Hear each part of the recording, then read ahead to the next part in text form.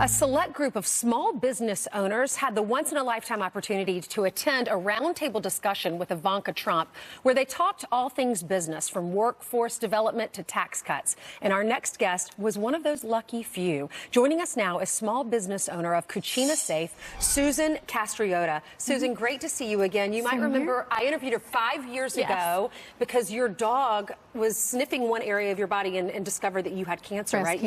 Breast cancer. You're doing great now. I'm doing great, in remission. And congratulations. Thank you. So you started this company, Cuchina Safe, because of what you had gone through. Tell us about your company. Yeah, I was concerned as a breast cancer patient at the time about BPAs in the microwave leaching into my food. So I decided I was going to get rid of all but that wasn't as easy as I thought, because you could get glass bowls, but they all had plastic tops.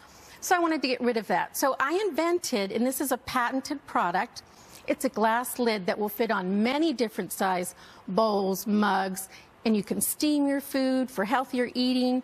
It's oven safe. Genius. Because we all when I put pasta in there, I put it in a glass bowl, but the spaghetti sauce goes all over your microwave. This is the top you put on it so that doesn't happen. Yeah, splatter shield. Okay. So then how did you got this call from the White House or a letter? How did they reach you and how did they find you?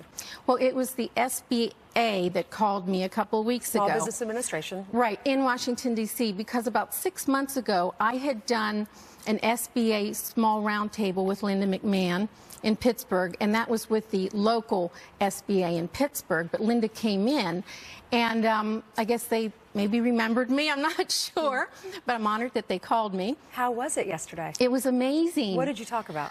Oh my gosh, there were 6 of us at the round table that were, have small businesses, and Linda had, really is there to ask small businesses what our concerns are, as being a small business.